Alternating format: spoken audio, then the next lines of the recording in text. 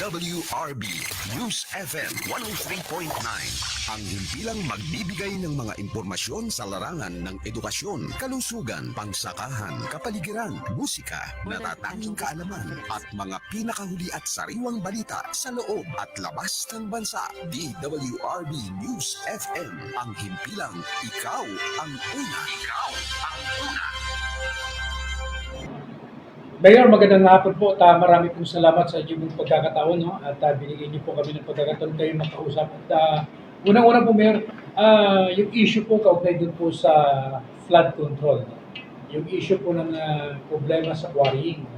Itong kapitbahay niya, Infanta, ay nagpaso sila sa PMRB ng stoppage order para ma-stop yung quarrying. Dito po naman po sa part ng General Nakar, ano po ang status sa part po ninyo? Sa akin po, yung mga nagkukwari dito, hindi ko lang binigyan ng permit. Kasi nakakaporohesyo. Na in the sense na, kung mapapansin natin, sa tabi sila nagkukuhan, naghuhukay.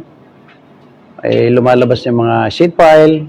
So, hindi nasunod sa regulasyon. And besides, hindi nila sinusunod yung kanilang kinukunan ng kung saan talaga ang kanilang kwari. Kaya pina-stop ko lahat. At wala sila pating kalsada na dadaanan. Kasi mga paved road kami rito, hindi naman pwedeng dumaan ng 10-wheeler. Kaya pinagbawal ko lahat na 10-wheeler na dadaan sa mga paved road, nasisira. Hinto naman sila lahat. Kumusta po response sila? Talagang sila hinto? Wala silang magawa eh. Batas yun eh. Hindi naman sila pwedeng dumaan sa mga paved road, masisira aming kalsada. Yung aming mga tulay, kahoy, hindi naman pwedeng daanan ng 10-wheeler na may karga. Bawal din yun. Hindi po ba kayo natatakot kung sakali meron kayong mga, alam na, pagka mga negosyante na galit? Ako naman negosyante rin, alam ko naman maunawaan nila ang katuwiran. Usually naman ang negosyante, mga nag-aaral din eh. And besides, kung ikaw ay may takot, huwag kang manungkulan. Marami kang masasagasaan pag nagpatupad ka ng tama. May masasagasaan ka, may magagalit, hindi lahat mapapagbigyan mo. Pero, huwag kang manungkulan kung ikaw matatakot. Sa mga community barangays po natin, paano po nagagawa ng paraan ng local government unit yung mga details? Sa parte po ng local government, ako po ay maipagmamalaki ko rin naman na ongoing po yung aking kalsada hanggang Umiray. Actually, kung hindi lang po nag-uulan, na naipangako ko sa aking mga kababayan, itong end ng December tapos na. It so happen po nitong buong December at saka before pa December, maulan na. Pero ganun pa man, ako po ay ilang kilometers na lang sa Umiray. Actually, nakalagpas na ako ng Gindan, Sitio Gindan, Barangay Kanaway, and then along shoreline po ang aking ginagawa ng kalsada. Hindi do sa highway na ginagawa nila. Talagang tabing dagat po ang ginagawa ko. Ganun din dito sa may papuntang Ilaya, ongoing po yung aking rehabilitation ng kalsada. Paano po natin napupuntuhan pala yung mga proyekto na gano'n? Ito pong paggagawa ko ng kalsada, ginawa ko by administration eh. Pinunduhan ko lang ng pangkrudo kasi marami naman kami equipment. Nag-separate lang ako ng certain amount para mapunduhan ko yung aking krudo. Yun ang mga aking mga tao, sweldo. Kaya hindi masyadong magastos. Hindi ko na kailangan i-bidding pa. At ako nga ho, nasa process ako na nagpundo na rin ako para magtayo ako ng sarili kong gasolinahan dito sa aming munisipyo para consumption ng aking mga equipment. Gasolinahan ng munisipyo na yon? Sa munisipyohan na po yon, munisipyo ng may-ari nun. So lahat ng vehicles? Lahat ng vehicles, equipment, doon nakukuha ng crudo sa amin. Hindi mura pa namin makukuha, siyempre, but exempt na kami. Malaki po ang aming mamumura at matitipid. Ilang percent na yung development na meron ngayon dito sa Nakar? Actually, very minimal sa amin ang matinong kalsada po. As of today, ako naman 6 months pa lang na nanunungkulan, nakita ko na kaya noong kami po ay mag-supplemental budget, and then itong aming annual budget, talagang itinudo ko sa kalsada. Kalsada, mga water supply, school, yun po ang ating tutugunan dito sa ating nakalaan na 2026 budget. Ganun. Pag sinabi mong General Nakar, Mayor, kabundukan part, how many percent yun? mga kababayan natin dito, mga magsasaka na sila naman ay nakikinabang din na nagsusupply. Pero kung bang ganun dito? Dito po sa aming bayan, itong aming bayan is almost 162,000 hectares. Ang amin lang nagagamit dito is less than 10%. Kaya yung less than 10% na yon, yung iba pa is mga delinquent. Kaya nasa pag-uusap po namin ng League of Municipality na aming hinihiling kay Governor na yung mga delinquent taxpayer i-auction na ng provincial governor, ng provincial treasurer para hindi nagsisipagbayad kasi ng mga taxes nila, yung mga obligation. Kaya yun po ang aming pagtitibayan. So, auction, hindi amnesty. May amnesty tayo up to July, and then pag natapos ng July at still hindi pa rin nagbabayad, reasonably na i-auction na yung mga property na hindi nagbabayad ng tax. Okay. Ang may karapatan lang ho niya since na tayo municipality is the provincial treasurer. Kung tayo ay city treasurer. Ganun ang pagkaalam ko ho.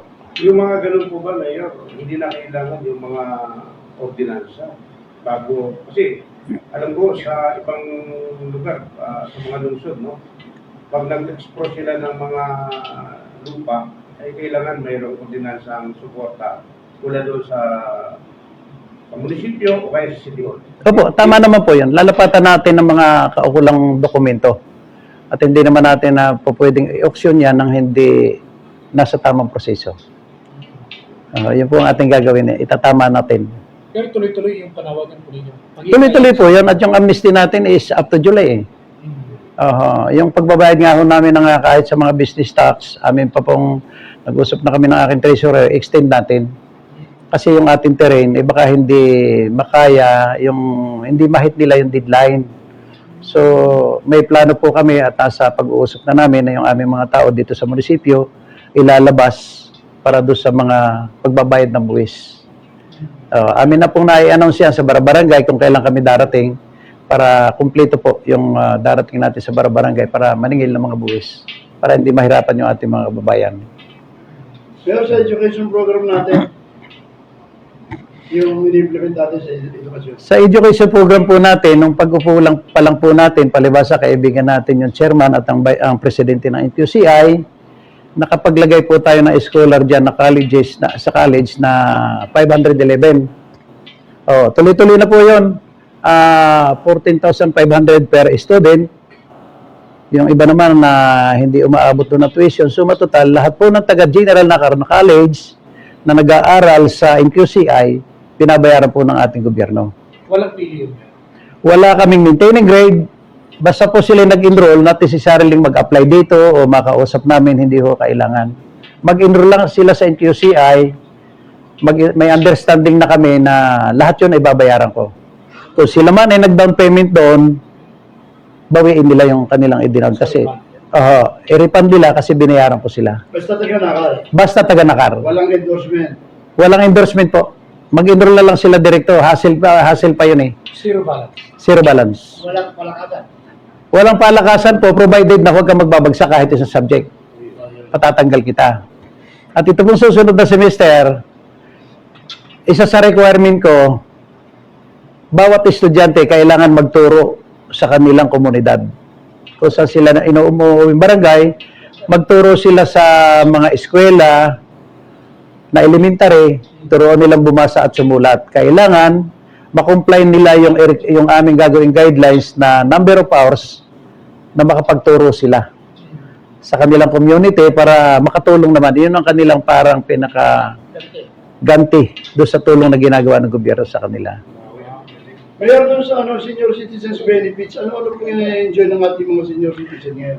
Sa senior citizen ho, amin na hong inumpisahan at amin ang naibigay. Yung aming local pension, lahat binigyan namin ng tigpa 500. Monthly na po yun. Batas na yun. And then kada birthday, may tigpa 500 sila sa amin. Lahat po yun. Lahat na local. Yung mga hindi ho na pension sa SSS. Binibigyan namin. SSS, DSS. Pero nag-update yung mga records po ninyo sa senior citizens. Yes po. Updated naman.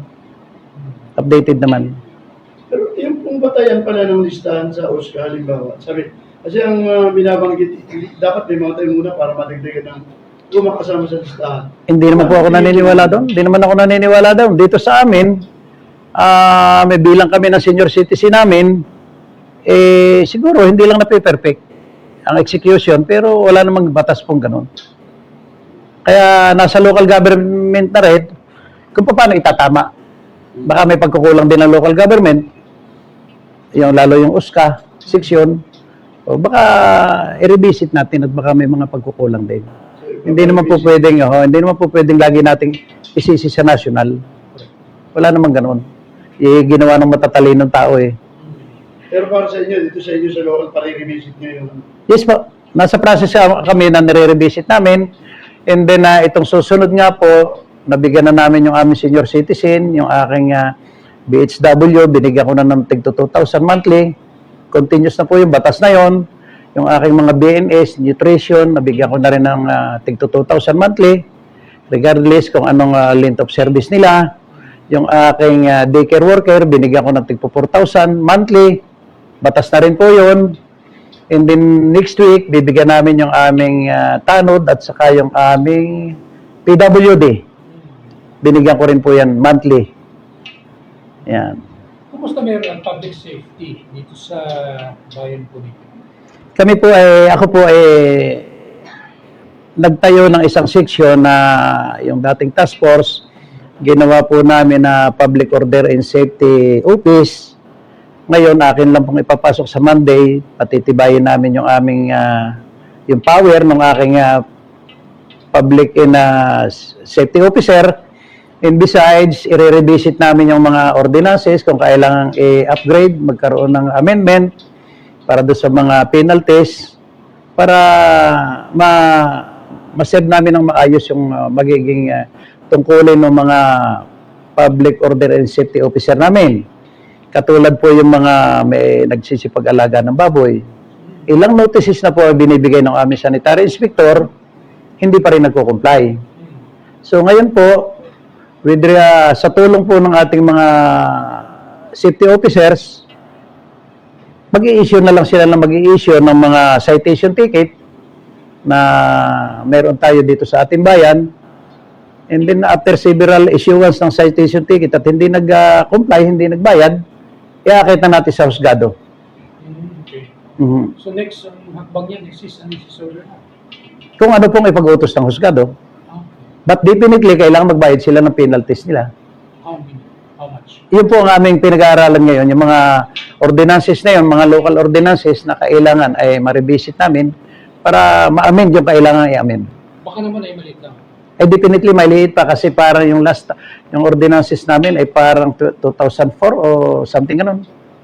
Kaya kailangan ma-revisit. Kaya akin pong iniutos na doon sa tao ko na i-consolidate o i-retrieve lahat ng mga ordinances, existing ordinances, kung kailangan mag-create pa ng ibang mga ordinances. Very supportive naman po sa amin yung aking mga kasamang konsihal, lalo tigit yung ating vice mayor. Maganda naman namin samahan at magkakaibigan kami. Sa 6 months mo pananagulan tayo, dahil sa nakaraan, hindi ka pinalad, ngayon ay kayo pinalad. Apo. Anong challenges, anong challenge na kinakarap mo ngayon sa inyong paglingkod? Actually, bakit ako hindi tumigil ng pagkandidato? Kasi hindi ko nakikita yung dapat ipagbago ng aming bayan. So, yun po yung ginagawa ko. Ngayon, tao na ang magsabi kung ano yung aking ginagawa ngayon. Kahit saan po umikot dito ang tao, sa mga tao, edi tanungin. Ako naman po ay open sa mga suggestion ng kahit sinong tao na ako'y puntahan directly. Huwag nang dumaan ng channel para malaman ko kung anong kanilang ibang problema. Pero with regard sa kanilang mga pangangailangan, school, tubig, kalsada, alam ko na po yan eh. Ginagawa ko na lang, hindi na kailangan mag-request sa akin. Ginagawa ko na. So yun po. Kaya kahit saan naman dito, ewan ko lang kung may masasabi sa akin ng mga kababayan na ako ay maaaring sabihin natin hindi pa sapat. Ako man, hindi pa rin kontento sa aking serbisyo. Kaya alam ko naman yung mga adjustment na dapat kong gawin para ma-deliver ko sa kanila yan, lalo tigit yung mga basic services. Yan pagdating po sa kalusugan at mga kababayan na nangangailangan ng tulong sa local government, paano suporta naman po binibigay ng talaga pong kulang na kulang ang tulong sa ating medical ang ating mga kababayan. Ang ginawa ko po this month, may hinire po akong 3 doktor na mag-serbisyo para ang aking outpatient department ay ang aking OPD, open po yan 24 hours. Beginning this late part ng January or February. Ngayon, open na po siya 24 hours. At sisiguruhin ko po, lalo tigit dito sa aming na-approve na budget, na hindi na sila mawawalan ng gamot, pati mga maintenance.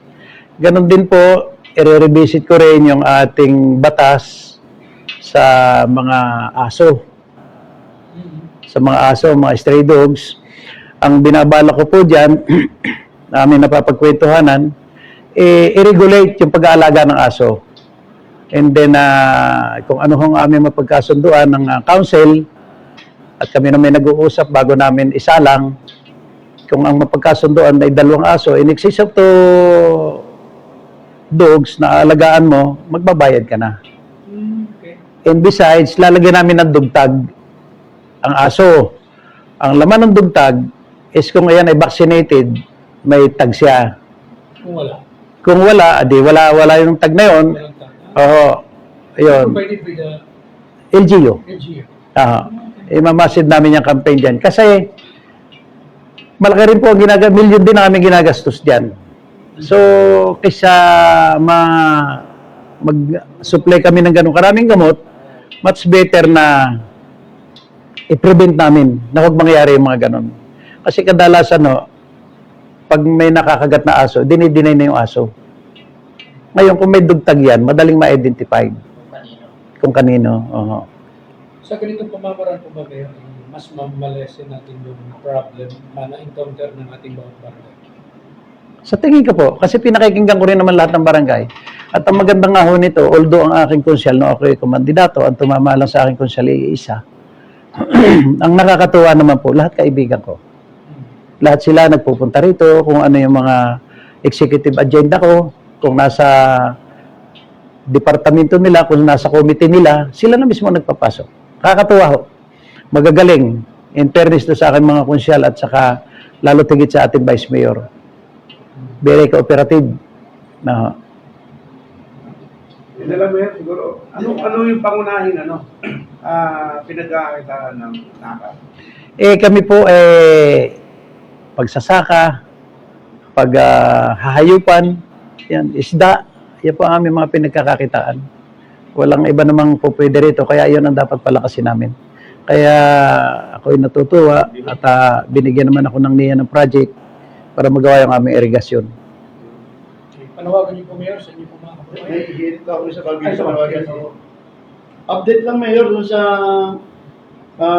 multi-partite monitoring at kumusta po yung koordinasyon sa project proponent ng Kaliwadang project kasi sa ayaw natin sa gusto at pag ginusto ng gobyerno tuloy. So, kumusta po ang mga koordinasyon sa mga ayon involved? Tama naman po yun. Kami may mga pagmi-meeting din. Actually, nakipag-meeting din ako kay Secretary John Vic Remulla, ilang beses na.